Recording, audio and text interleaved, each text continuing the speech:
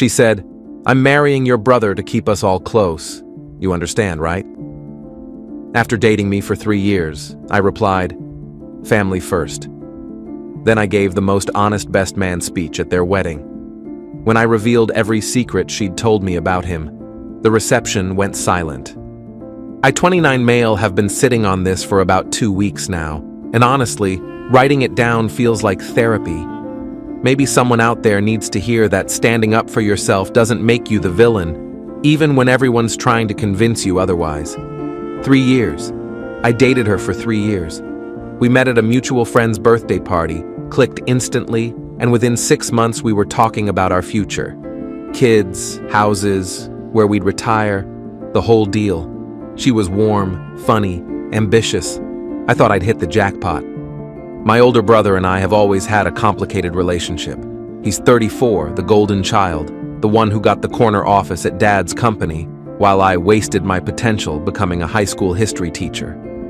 Growing up, everything I had, he wanted. My toys, my friends, my accomplishments. Mom always said it was healthy competition. Dad called it boys being boys. So when she started spending more time with my family, I was actually happy. Finally, someone who could bridge the gap between me and my brother. She'd go to family dinners even when I couldn't make it because of grading. She'd help Mom with holiday planning. She became part of the family before we even got engaged. Should have seen the red flags. Hindsight's 20/20 and all that. About 4 months ago, she sat me down in our apartment. She was wearing the earrings I'd bought her for our 2nd anniversary. That detail stuck for some reason. "We need to talk about us," she said. My stomach dropped.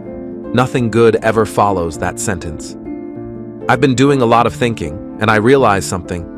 What we have is beautiful, but it's not what I need for my future. I just stared at her. Couldn't even form words. "Your brother and I have been getting closer, and before you say anything, nothing happened while we were together. I would never do that to you." The audacity of that statement still makes my eye twitch. "He proposed last week." I said yes. I remember laughing. Not a funny laugh, more like a, "Did I just have a stroke" laugh. "You're marrying my brother?" I know it sounds crazy, but think about it. This way I stay in the family. We can still be close. Family dinners, holidays, everything stays the same. You understand, right? Family first. She said it like she was doing me a favor.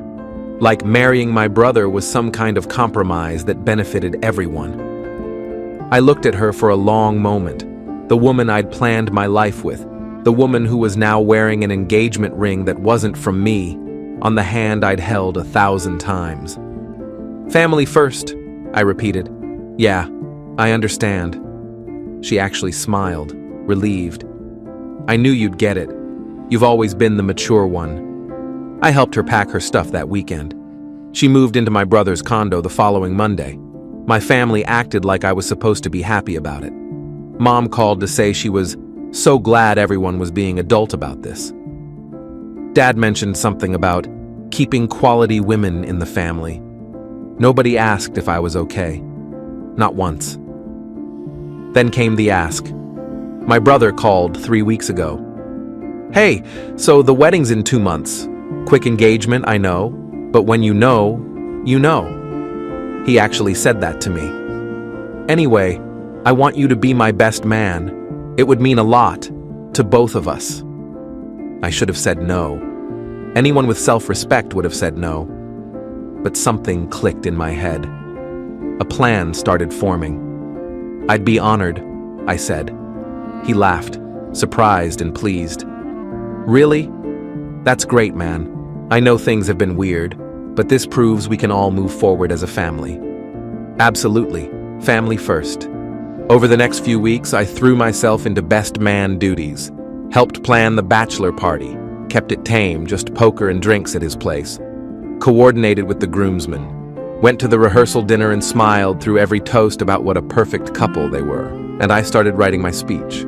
See, here's the thing about dating someone for 3 years. You learn everything about them. Their dreams, their fears, their secrets. And she had told me things. Things about my brother. Things she'd learned from family dinners and late-night conversations with my mom. Things he'd done that the family had buried because reputation matters. She used to call him a narcissist, said he'd peaked in high school and never emotionally matured past it. Told me about the time he got a DUI that Dad paid to make disappear, about the coworker he'd harassed until she quit, about how he'd cheated on every girlfriend he'd ever had and bragged about it like it was an accomplishment. She told me all of this while lying in my bed, in my apartment, wearing my shirt. And now she was marrying him because he made more money and had a bigger condo. The wedding was last Saturday. Beautiful venue, about 150 guests. Her side, his side, and me standing right next to him at the altar. When the minister asked who gives this woman and her father said I do, she glanced at me. For just a second, there was something in her eyes. Guilt, maybe. Or maybe just checking to make sure I was playing my part. I smiled, gave her a little nod. The reception was at a fancy hotel ballroom. Open bar, live band, the works. Dad spared no expense for his golden child. Then came time for the speeches. The maid of honor went first. Generic stuff about friendship and finding true love. Everyone clapped. Then my brother handed me the microphone. "Your turn, best man." I stood up, took a breath, looked out at 150 faces, including my parents, her parents, all our relatives, and about 50 of their closest friends. I want to start by saying how honored I am to be standing here today, I began. When my brother asked me to be his best man, I was surprised. After all, he'd just gotten engaged to my girlfriend of 3 years. Some people might find that awkward. Nervous laughter from the crowd. My brother shifted uncomfortably. She went pale. But I realized this was an opportunity to really speak about the man my brother is and the marriage they're about to have. I pulled out my notes, pages and pages of notes. During the 3 years she and I were together, she told me a lot about my brother, things that made me understand exactly why she chose him. My mother's smile was frozen. Dad was reaching for his drink. For instance, she told me about the DUI from 2019, the one Dad paid $15,000 to make disappear so it wouldn't affect his career. That story really showed me how our family handles consequences. We don't have them. Gasps. Actual gasps. She also told me about the coworker situation. You know the one. The woman who filed an HR complaint that mysteriously got dropped after Dad made a donation to the company's charity golf tournament. Really demonstrates his management style. My brother grabbed for the mic. "That's enough." I stepped back. "I'm not done. Best man gets to finish his speech, that's tradition." Someone in the crowd actually said, "Let him finish." It was her cousin, who'd never liked my brother. She told me he's cheated on every girlfriend he's ever had. Every single one. So I guess the real question is, does she think she's the exception? Or does she just not care because the condo has a view? Dead silence. The kind of silence that makes your ears ring. I looked directly at her. "You told me he was a narcissist. Your exact words were, he peaked in high school and never emotionally matured past it. You said marrying him would be a mistake for any woman stupid enough to do it, but I guess the mistake was telling all of this to me while you were already planning your upgrade." Her father stood up. "This is outrageous." "What's outrageous," I said calmly, "is the two of them expecting me to stand here and pretend this is a fairy tale. She left me for my brother. They announced it like I should be grateful. And then they asked me to celebrate it." I set the microphone on the table. "I wish you both exactly what you deserve. Enjoy your marriage." I walked out. Didn't run, didn't look back. Just walked straight through those ballroom doors and kept going. My phone started blowing up before I even got to my car. Ignored it.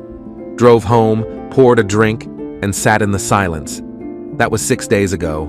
The fallout's been significant. I knew there'd be consequences. I'm not stupid. You don't drop a truth bomb at a wedding and expect everyone to send you thank you cards. What I didn't expect was the sheer audacity of their entitlement. Day 1 after the wedding, Sunday, my phone had 31 missed calls and about twice as many texts. Most were from family, ranging from, "How could you?" to, "You've destroyed this family." A few were from random wedding guests I barely knew, calling me everything from a hero to a psychopath. I responded to none of them. Monday morning, my brother showed up at my apartment. Just started banging on the door at 7 a.m. like he owned the place. "Open the door, we need to talk." I opened it, coffee in hand. Kind of early for a married man to be out, isn't it? Honeymoon not going well? His face was red. Actually red, like a cartoon character about to explode. "You ruined everything. The wedding, the reception, everything. Her parents aren't speaking to us. Half the guests left before dinner was even served." Sounds like a you problem. A me problem? You stood up there and told lies about me to 150 people. I took a sip of coffee. What lies? The DUI? Dad's financial records would prove that. The HR complaint? Pretty sure there's documentation. The cheating? I'm guessing at least some of those ex-girlfriends are still around. Which part was a lie? He had nothing. Just sputtered for a second. "You're jealous," he finally said. "You've always been jealous of me, and you couldn't stand seeing me happy." "Jealous? You stole my girlfriend." "She chose me. That's not stealing." "Right, because you're such a catch.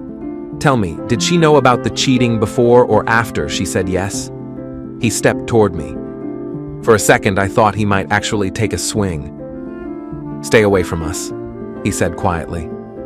"You're not family anymore." "Fine by me. Tell Mom I won't be at Thanksgiving." He left. I finished my coffee. Tuesday brought the parents, both of them showing up at my school during my lunch break. Had to talk to them in the parking lot because I wasn't about to let them cause a scene in front of students. Mom was crying. "How could you do this to us? Your own family? How could they do this to me? She was my girlfriend.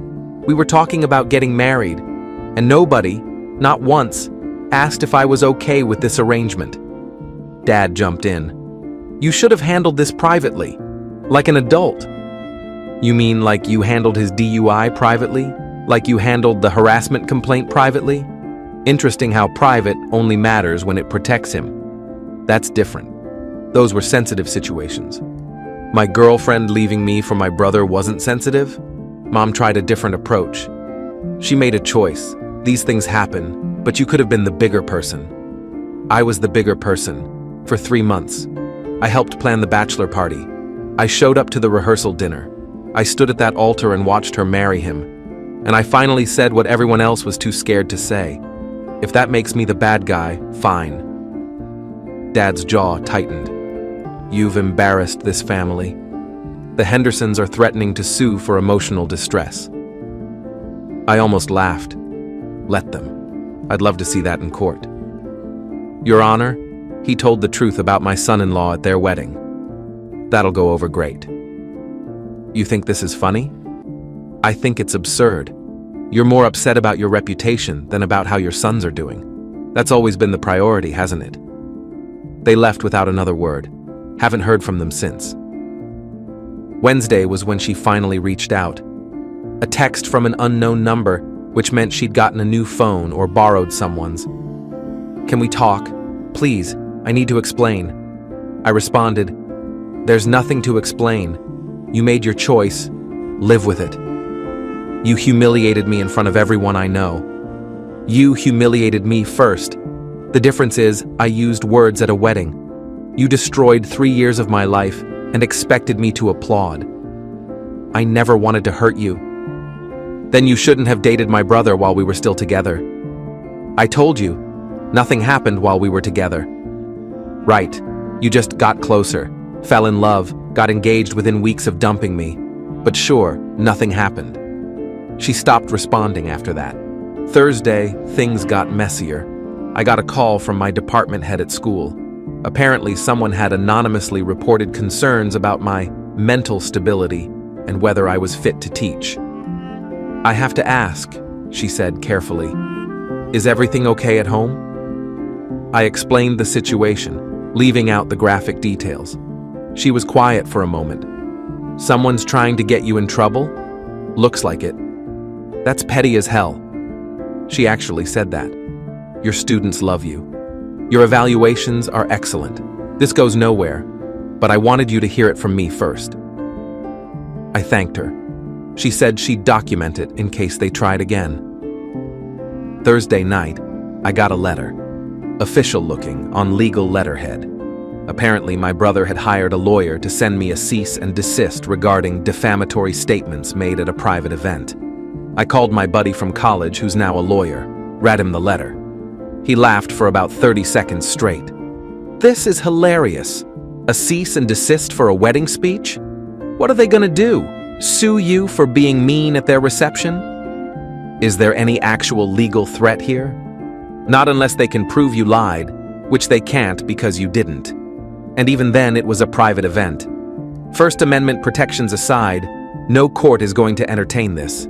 It's just intimidation. So, I ignore it? Frame it. Hang it in your bathroom. That's about all it's good for.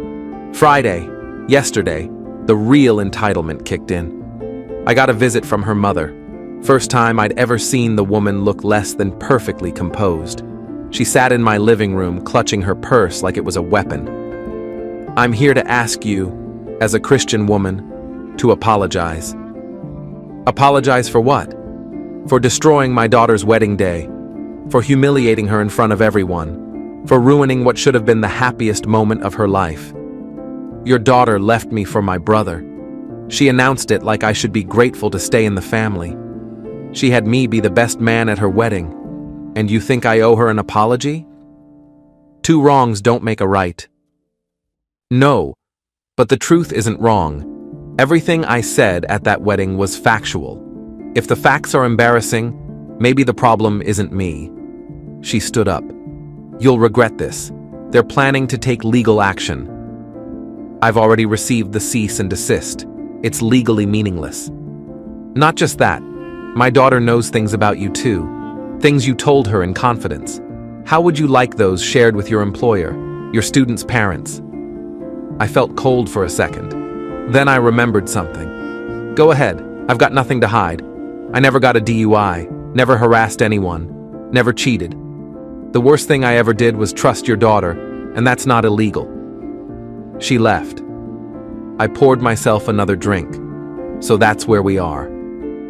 The cease and desist is framed in my bathroom. Thanks for the suggestion. The anonymous report at work went nowhere. The threats to expose my secrets are empty because I don't have any worth hiding. But I have a feeling this isn't over. Called it. Definitely wasn't over. The last 2 weeks have been a masterclass in watching entitled people realize their actions have consequences. Spoiler alert, they don't handle it well. First, the legal threat evaporated. My lawyer friend helped me draft a response to the cease and desist that basically said, "Try me." We never heard back. Apparently, threatening legal action is less fun when the other person doesn't immediately cave. But that didn't stop them from trying other avenues. Week 2, I found out through a colleague that someone had been calling the school board, trying to get me put on administrative leave. Same mental stability claims, but this time with added suggestions that I might be dangerous around children. Real classy stuff. The superintendent actually called me personally. I want you to know we've investigated these claims thoroughly. Your employment record is spotless. The allegations are clearly retaliatory. We're documenting everything in case we need to pursue action against the complainant for harassment. I thanked him, asked if he knew who was making the calls. They're anonymous, but they're coming from the same person. The voice, the specific details they know. We have our suspicions. I had mine too. The school board thing backfired spectacularly, by the way. One of the board members mentioned it to her husband, who happened to be friends with someone at my brother's company. Word got around that he was trying to get his brother fired over a personal dispute. Not a great look for a guy trying to climb the corporate ladder. Then came the family meeting. Yes, really. My parents organized a family intervention at their house. I only went because I wanted to see how far they'd push this. It was me, my parents, my brother, her and her parents. 6 against 1. Felt like a tribunal. Dad opened with his serious voice. "We need to resolve this situation. It's destroying our family." I stayed calm. What exactly needs to be resolved? They got married. I told the truth at their wedding. What's left to discuss? Her father jumped in. "You need to issue a public apology. Post something on social media. Tell everyone you lied or exaggerated." I didn't lie or exaggerate. Everything I said was true. "My brother, you twisted things to make me look bad." I quoted your ex-girlfriend verbatim. If that makes you look bad, maybe the problem isn't my quoting. She finally spoke. First time since the text exchange. "You were supposed to be the nice one, the good brother. How could you do this?" I looked at her. Really looked. "How could I? You left me after 3 years. You started dating my brother while we were still together. And don't give me that nothing happened nonsense because emotional affairs count. You had me stand at your wedding as best man like some kind of trophy of how okay everything was. And you're asking how I could embarrass you. I wanted us all to be happy. No, you wanted to have everything without consequences. You wanted to upgrade to the richer brother while keeping me around as proof that you're not the bad guy. That's not how it works." Her mother. She's devastated. She hasn't stopped crying since the wedding. Then maybe she should have thought about that before asking me to celebrate her marrying my brother. My mom, trying to mediate. "Can't we just move past this? It's done. The wedding happened. Why keep punishing everyone?" "I'm not punishing anyone. I'm not the one making anonymous calls to school boards. I'm not the one sending cease and desist letters. I'm not the one threatening to expose secrets. That's all them. I gave one speech, one time, and walked away. They're the ones who won't let it go." Silence.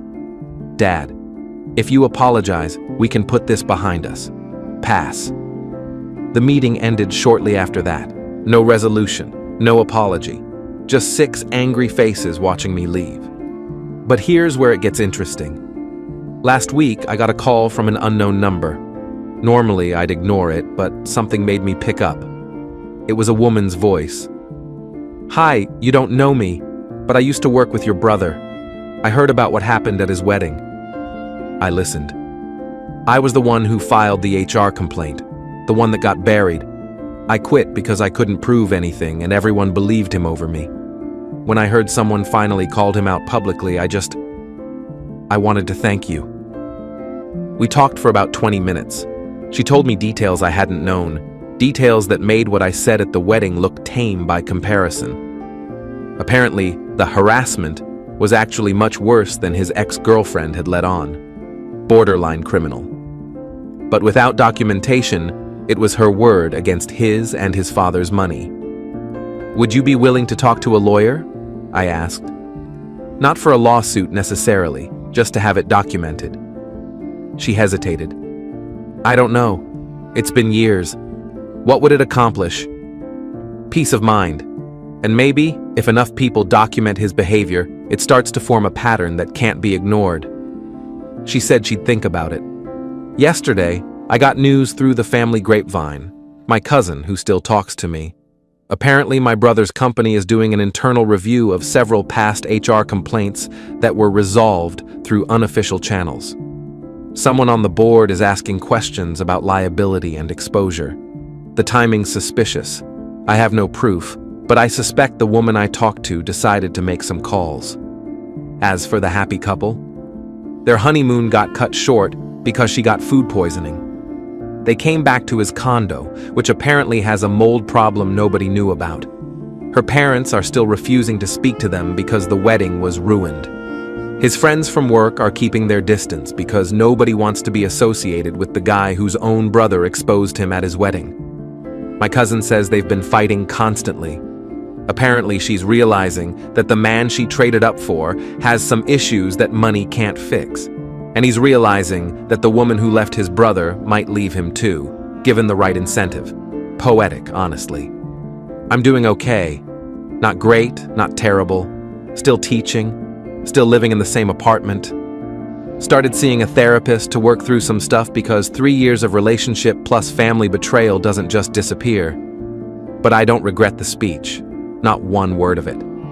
Figured I should close this out since people keep asking. The internal review at my brother's company finished last month. They found significant irregularities in how certain complaints were handled, particularly ones involving employees whose families had donated to company events. 3 HR managers got fired. 2 executives resigned. My brother didn't lose his job, but he got moved to a different department and lost his corner office. The woman who filed the original complaint ended up talking to a lawyer after all. Not to sue, just to document everything. Apparently 2 other women came forward after hearing about the review. There's now a proper paper trail. Nothing criminal, at least not yet, but enough that his career trajectory has been permanently altered. Dad's not speaking to me. Mom sends occasional texts about Jesus and forgiveness that I don't respond to. My brother hasn't reached out since the family meeting. I'm fine with all of that. The marriage is still technically intact, but from what I hear through the cousin network, it's not pretty. She's discovered that living with him full-time is different from seeing him at family dinners. The charm wears off. The cracks show. They've been to couples counseling twice already, and it's only been 2 months. She texted me once more, about 3 weeks ago. Long message about how she made a mistake, how she didn't realize what she had, how she's miserable and can't talk to anyone because everyone judges her. I read it, didn't respond. Closure isn't about getting them to admit they were wrong. It's about accepting that some people will never see themselves clearly, and moving forward anyway. I'm moving forward. Took a summer teaching gig at a program for at-risk kids. Started running in the mornings. Made some new friends who don't know anything about my family drama and just know me as the guy who's pretty good at trivia nights. Last week, I went on a date. First one since everything happened. It was awkward and nice and normal. Don't know if it'll go anywhere, but it felt good to remember that my story isn't over just because one chapter ended badly. The wedding speech gets brought up occasionally. A video someone took made the rounds on social media for a while. Strangers have opinions about whether I was justified or cruel. I don't engage with any of it. Here's what I know. They expected me to be complicit in my own humiliation, to smile and clap while they rewrote history into a love story where I was just a supporting character, to sacrifice my dignity so they could have their fairy tale. I declined. Everything that happened after, the fallout, the consequences, the destroyed relationships, that's on them. They built a house on lies and expected everyone to admire the architecture. I just pointed out it didn't have a foundation. Family first, right? Well, they showed me what family meant to them. Now I'm building a new definition, one that doesn't include people who treat loyalty as a one-way street. Thanks for following along. Time to log off and live my life.